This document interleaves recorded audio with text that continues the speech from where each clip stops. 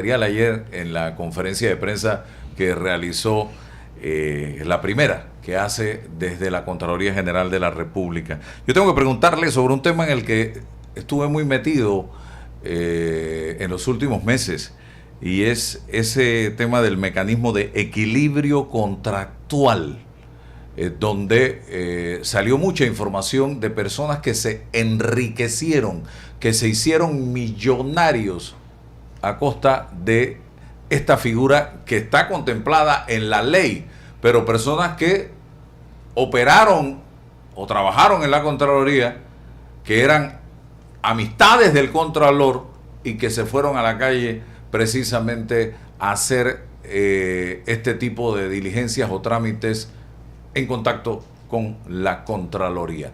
¿Usted qué va a hacer con relación a este tema y si habrá alguna investigación de cómo se manejaron los equilibrios contractuales? La oportunidad, Álvaro, te agradezco la gentileza de entrevistarnos en el día de hoy y un saludo a todos tus seguidores, porque tienes muchos, y me parece que haces una gran trabajo de difusión, y obviamente necesitamos que los medios nos ayuden en esta tarea que hemos emprendido, que es por buscar la forma de enrumbar el país y adecentar la cosa pública. En efecto, los equilibrios contractuales existen en la ley. Sin embargo, creo que en la post-pandemia se abusó del mecanismo. Todos recordamos que para la pandemia estuvimos prácticamente encerrados más de un año, y obviamente casi todas las obras, las empresas, al sector privado lo mandaron para su casa sin cobrar por más de un año y medio, 2 años. Lo único que cobraban eran los funcionarios del Estado.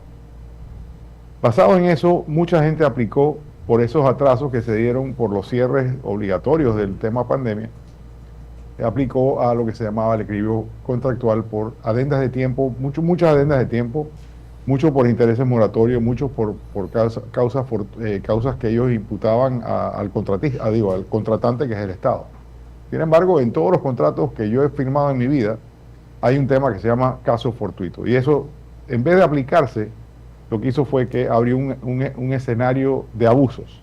No estoy diciendo que todos los equilibrios que se han presentado o se presentaron en la administración anterior son dudosos. Yo creo que hay muchos que fueron genuinamente correctos, pero hay unos que definitivamente se fueron a unos abusos y unos derroches del gobierno, perdón, de los fondos del Estado, que obviamente vamos a investigar en su momento. Sin embargo, Álvaro, en este momento, como viste ayer, anunciamos muchas cosas que están sucediendo en el país.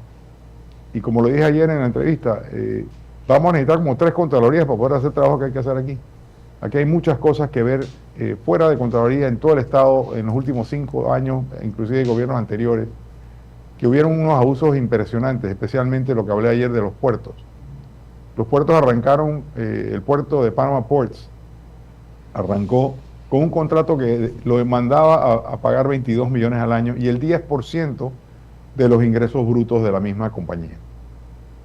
5 años después, con una resolución, modifican eso en perjuicio de la República de Panamá, y más nunca hemos visto esos dineros ni cerca de lo que pagan hoy día, que ahora se hace por lo que vienen siendo los movimientos de los contenedores. Entonces, hay muchos malos panameños que participaron en estas cosas.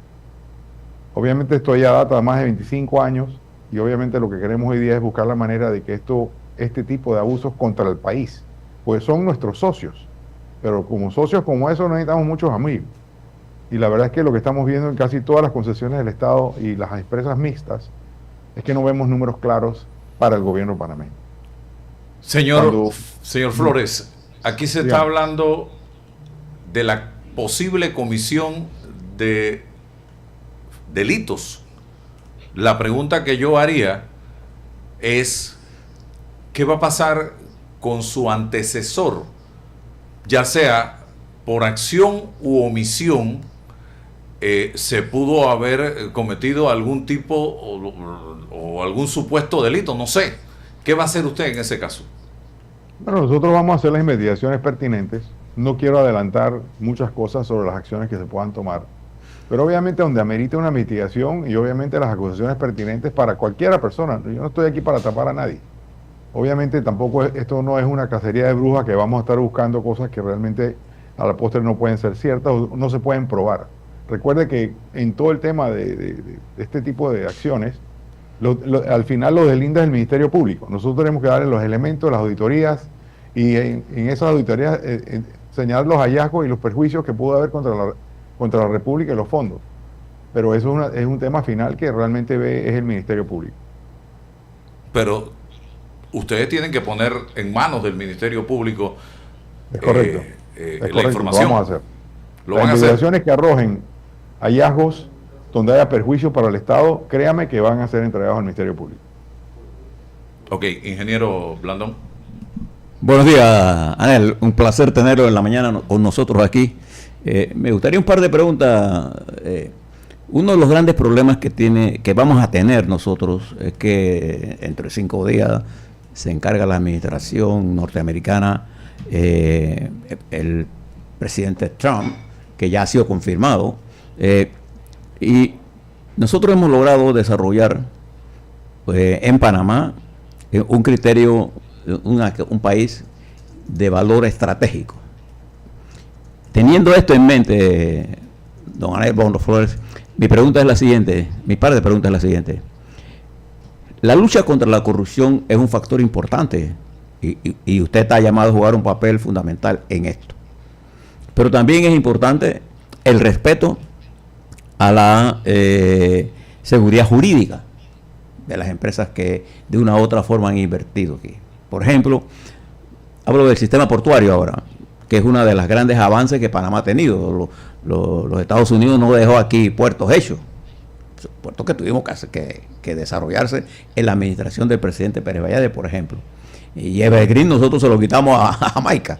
Entonces, una cosa importante era ahora, usted, entre la transparencia y la eficiencia, entre auditorías forenses de verdad, porque una auditoría forense implica tener claro lo que piensa la otra parte y la parte de verdad. Yo creo que las auditorías son necesarias, útiles, y comparto el criterio suyo, pero también es importante tener en cuenta la seguridad jurídica. ¿Usted cómo mira todo esto? Después de la conferencia yo la escuché ayer completo, suya, y comparto el criterio de que hay que hacer investigaciones y hacer las cosas bien y no hacer las cosas con objetivos políticos muy específicos. No, mire, la seguridad jurídica es algo que vamos a respetar siempre. Sin embargo, a veces la seguridad jurídica la utiliza mucha gente para escudar cosas que no están haciendo bien. Claro. Voy a dar un ejemplo. Tenemos una compañía que opera el ferrocarril, que haciendo los números ayer y en estos días hemos estado viendo los números muy detenidamente, lo que pagan a nivel mensual es $50,000. Entonces tienen una concesión que les da la ruta transísmica para un tren, para una vía de comunicación que debe ser un gran negocio, y espero que lo sea, pero esa concesión además tiene miles y miles de metros cuadrados que no utiliza, y lo que estamos buscando es la manera de que, por un lado, estamos pagándole $1,5 millones al año en rentas por los edificios del metro, por terrenos que utiliza el Metro de Panamá, que es una empresa, obviamente, donde el accionista es el Estado. Son tierras del Estado que fueron concesionadas.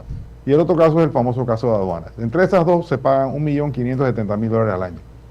Y la compañía del ferrocarril en los 25 años arrojó un promedio de pagos más o menos de $2,200,000. Arroja un neto de 600 y tantos mil dólares al año. Ese contrato es leonino y oneroso para la República de Panamá. Y lo vamos a investigar al fondo porque queremos entender cómo y por qué se da la génesis de que un bien público nacional pueda ser alquilado a la nación. Entonces, esas son cosas que vamos a ver. En el tema de los puertos, en efecto, sí vamos a hacer una auditoría profunda y la estamos anunciando hoy. Hoy se la va a notificar a Panama Ports, que vamos a entrar con nuestros auditores, y va a ser una auditoría general. ¿Qué significa general? Es forense, va a ser financiera, va a ser de cumplimiento y de sin número. Vamos a hacer un trabajo profundo y esperemos contar con la cooperación de la compañía, igual que está pasando en este momento con Naturgy. Naturgy, nuestros auditores entraron el día lunes, disculpa. Sí, ayer.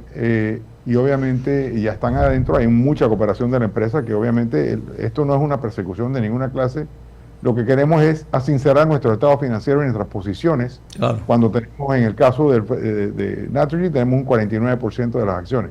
Como cualquier compañía anónima, que lo viene siendo, es una compañía, es una SA, cualquier accionista con el 5% de acciones tiene el derecho a auditar y ver todos los números de la empresa. Y eso es lo que estamos ejerciendo con el 49% que tenemos.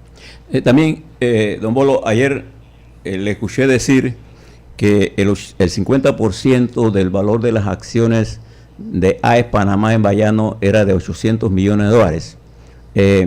Esa cifra me gustaría que le pegara una revisada, porque el valor del 50% de las acciones, de las cifras que yo tengo, no llegan a esa cifra. Bayano solo tiene un valor de 500 y tantos millones. Entonces creo que AES debería tener en Bayano aproximadamente 250 a 300 millones de dólares. Pero para que le preste una mirada a esta cifra. En otro plano, la cooperación de las empresas tiene que estar dirigida también, don Bolo, a que nuestros representantes en las juntas directivas de esas empresas mixtas tienen que jugar un papel. Entonces yo creo que sería bueno que la Contraloría instruya a nuestros representantes, que son los dueños del 49% de las acciones, a que en las reuniones de junta directiva expongan los puntos de vista de la República de Panamá y los intereses de la República de Panamá que se tratan en la junta directiva de esas empresas. Bueno, mire, casualmente le voy a dar un ejemplo. En el tema de Panama Ports, el director designado por el presidente de la República es el señor Roberto Brenes. Ya tiene 6 meses aproximadamente de haber sido designado y tiene por lo menos 5 meses y medio de estar pidiendo los estados financieros e información financiera pertinente para él poder analizarlo.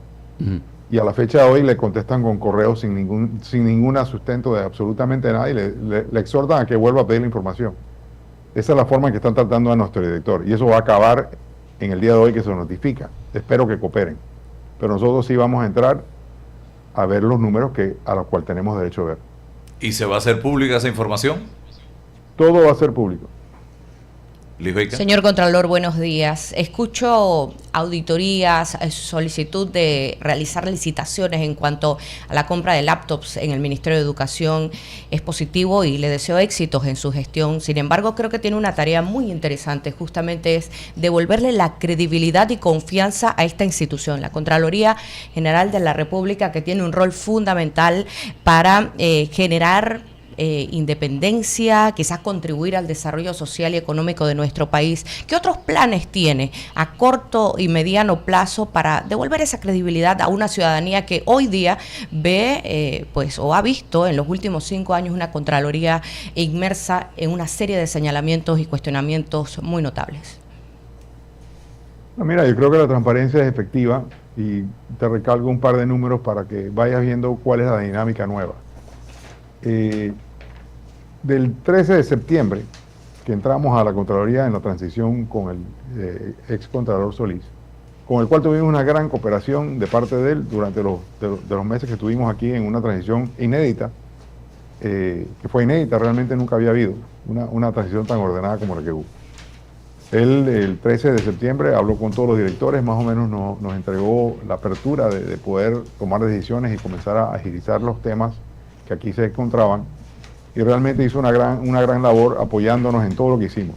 De esa fecha, del 13 de septiembre al 23 de diciembre, a las 11:37 de la noche, se refrendaron más de 120,000 documentos y se aprobaron gestiones de pago, contratos, etcétera, por un valor superior a los 3.6 billones de dólares. 3.600 millones. Ya que queremos devolverle a la Contraloría. Estamos instalando un call center, estamos tratando de montar una vía correcta de comunicación para cuando un refrendo salga de mi escritorio, del escritorio nuestro, pues el proveedor o el beneficiario de las gestiones de pago sea automáticamente notificado de que su refrendo salió. También hay muchas cosas que hay que hablar de que sucedió en el pasado, que muchos documentos salían mal de las entidades emisoras, por ejemplo, venían con errores y esos documentos llegaban a Contraloría sin ningún tipo de validez, tenían que ser devueltos para subsanación y eso era todo un peregrinaje. Lo que estamos haciendo ahora mismo, a partir de septiembre 13, es que estamos subsanando la gran mayoría de esos documentos aquí en la sede, para evitar el va y viene de tantas instituciones. Y aquí se ven aproximadamente 5 millones de documentos al año. Y lo que menos queremos es que vaya a subsanaciones, porque simplemente dobla el trabajo. Y de esos 5 millones de documentos que ingresan a la Contraloría para la debida fiscalización y aprobación y refrendo, más o menos 500.000 de ellos viajaban de vuelta a las diferentes emisoras donde fueron emitidos los documentos originalmente. Y eso es un trabajo que obviamente crea que un 10% de los trámites nacionales se empantanen en burocracias y cosas, y obviamente eso trae mucho descontento en los proveedores, en la gente que se le debe dinero, etcétera, y obviamente atrasa muchas obras del Estado. Entonces eso es lo que queremos evitar haciendo lo que estamos haciendo. Claro. Tengo preguntas. Usted allí donde está sentado hoy, gracias a la ley 351, es un Superman, una ley que le otorgó poderes discrecionales y fueros al Contralor de la República, y que, dicho sea de paso, dentro de la discrecionalidad, ahora tenemos un Tribunal de Cuentas que está ya sentado los magistrados y el fiscal en un escritorio donde no hay documentos, no hay papeles, no hay nada que hacer, porque no les mandan nada. ¿Qué va a hacer usted con esa ley 351 que fue tan criticada, que está demandada, tiene múltiples demandas en la Corte Suprema de Justicia, y que tiene 2 años la Corte Suprema de Justicia y no decide? ¿Qué va a hacer usted con esa ley? Bueno, mire, yo no puedo hacer nada con la ley. Eso, como usted bien lo señala, está en la Corte Suprema, y obviamente tendremos que acatar lo que tenga bien la Corte Suprema de definir sobre el tema de la ley, si es inconstitucional, si no es inconstitucional, si algunos artículos proceden, si otros no. Eso ya escapa a nuestras manos, nosotros acataremos la decisión de la Corte Suprema. ¿Pero usted está de acuerdo con esa ley o no está de acuerdo con esa ley? ¿Va a trabajar con esa ley o no va a trabajar con esa ley? Yo creo que la ley que se pasó, la 351 del 22 de diciembre, creo que es una ley que llovió sobre mojado, porque ya los poderes de la Contraloría están en su ley orgánica, y mucho de lo que está en esa ley está replicado en lo que ya existía. Yo creo que se pasaron un poco en cosas que ya estaban definidas en la ley actual. Pero el único artículo que a mí sí me preocupa, y quiero que ojalá se pueda mantener, es la que le confiere protección a nuestros auditores y a nuestro personal de fiscalización. Aquí en la Contraloría hay varios casos de auditores que han sido demandados patrimonialmente y penalmente por hacer su trabajo. Y malamente podemos nosotros luchar contra la corrupción cuando nuestros auditores tienen miedo de hacer su trabajo. Ese es el único artículo que yo sí defiendo de esa ley, porque estos son los soldados que van a luchar contra la corrupción. Entonces tenemos que darle los medios y la protección y el respaldo debido para que esa gente no tenga ese tipo de preocupaciones o problemas. Don Bolo, hay una cosa de la que la gente habla poco, pero que es una de los instrumentos de planificación más importantes y que está bajo su dirección. El Instituto Nacional de Estadística y Censo, que es el responsable. Aquí tengo un resumen del último censo del año 2023. ¿Qué papel jugará este instituto en una administración de Anel Flores? Bueno, casualmente ayer estuvimos hablando con diferentes estamentos del Estado, porque hay mucha información que se duplica y hay muchos esfuerzos duplicados. Por ejemplo, las encuestas de precios de la canasta básica nacional, que la hace la Codeco, es nuestro índice de precios nacionales. Claro. Entonces estamos duplicando funciones, estamos en conversación. El de la Contraloría es mejor. También estamos hablando con diferentes entidades del Ministerio de Economía y Finanzas que manejan específicamente la DGI.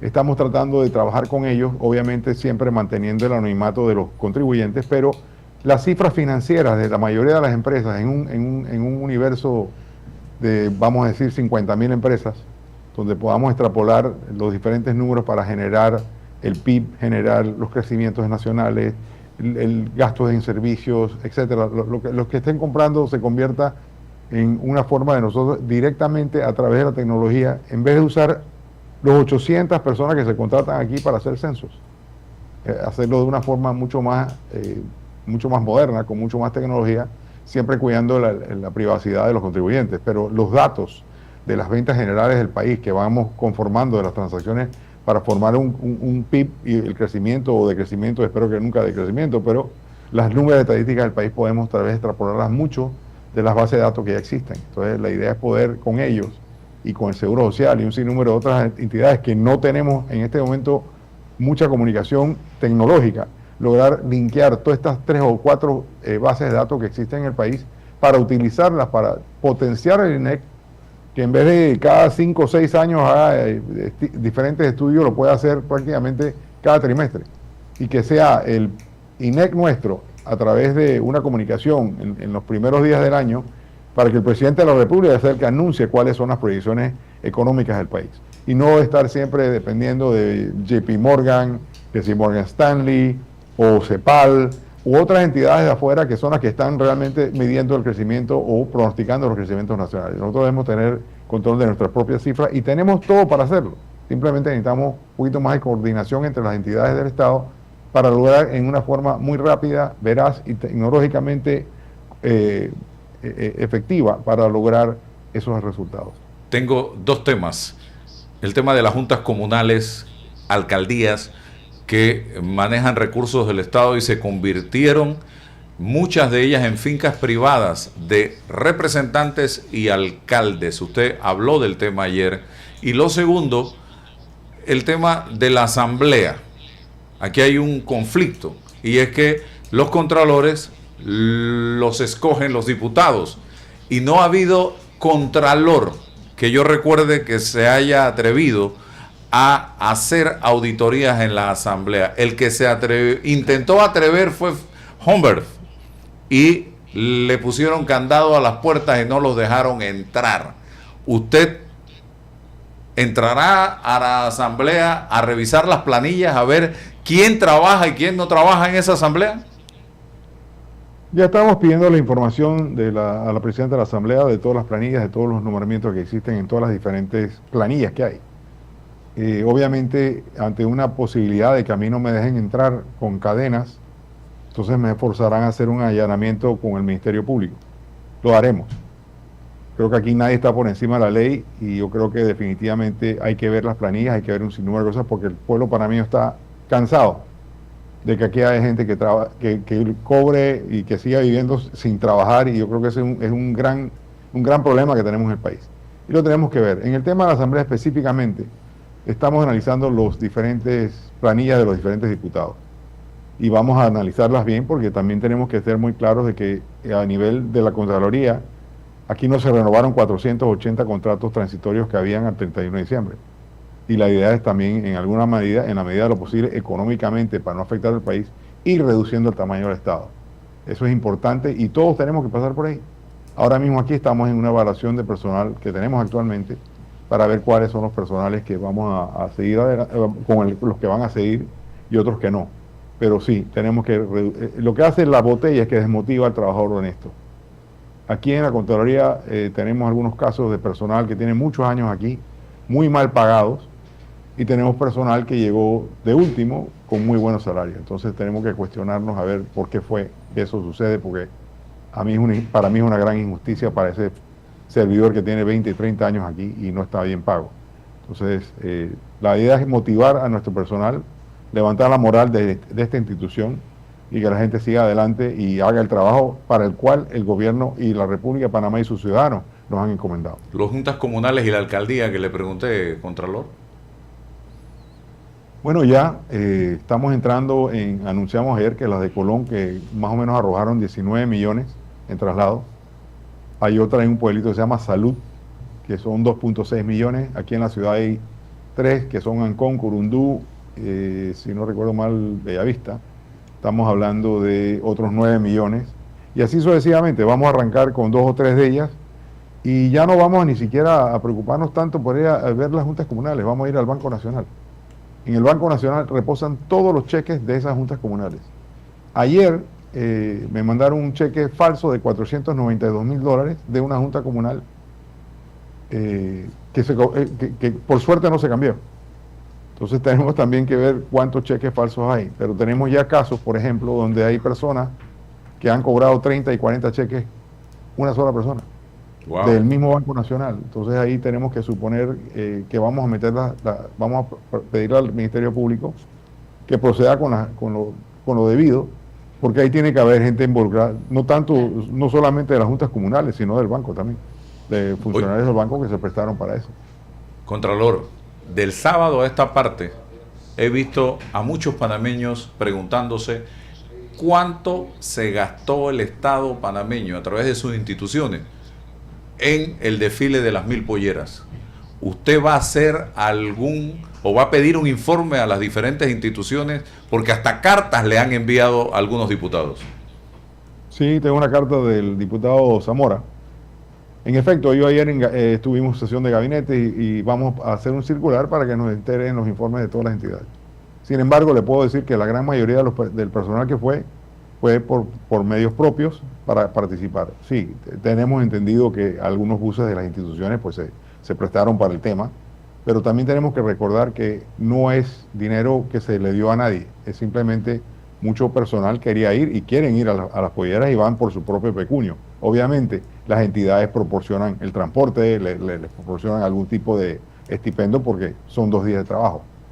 Pero realmente, en el caso nuestro de Contraloría, aquí lo que se pasó fue el transporte para la delegación que quería ir, y aquí ya existe, en esta Contraloría existen polleras, existen todos los temas que adornan el tema. Hay un conjunto típico que tiene muchos años de existir aquí, y obviamente estas son las actividades donde ellos participan.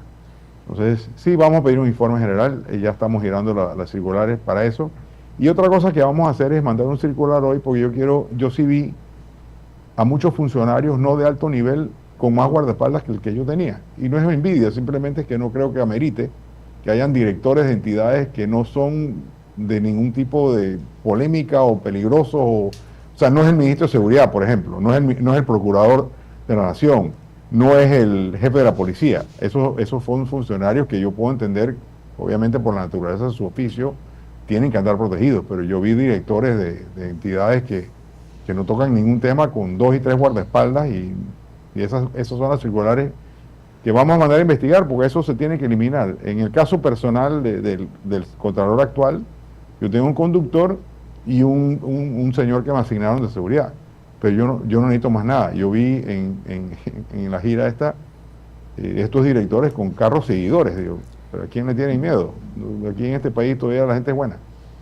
Bueno. Esas son cosas que sí molestan al ciudadano cuando llegaban el gobierno anterior a un restaurante y encontrabas 4 prados afuera, todas andando, con los motores andando, con 2 y 3 guardaespaldas en cada carro. Te bajabas al restaurante y decías, pero ¿quién está aquí? Mínimo debe ser el presidente o el vicepresidente. No, resultaba que era un director de una entidad no tan importante. Y hoy andan manejando sus propios carros, 5 años después. Bueno, sí, volvieron a la realidad. Entonces, lo triste de esto es que, bueno, lo que no nos cuesta, hagámoslo fiesta. Por eso, sí. Eso por aquí no va a pasar. Y ya estamos pidiendo la información de casi todas estas personas que vimos, y bueno, a los ministros de Estado también se lo estamos pidiendo. Bueno, señor Flores, gracias por esta primera conversación que hemos tenido en el día de hoy. Siempre a su orden, don Álvaro, y muchas gracias por la oportunidad. Muchas gracias, ingeniero. Estamos a la orden. Le deseamos éxito en sus funciones, porque si usted hace un buen trabajo, el éxito es del país. Gracias. Muchas gracias. Muchas gracias. Buen día. Buen día. Bien, y les recuerdo, señoras y señores, que en Supermercados Extra este 2025 es de buenas noticias. Si eres cliente Full Extra y acumulaste compras en diciembre, solo tienes que ir a tu cuenta y en la sección Mis Ofertas Full Exclusivas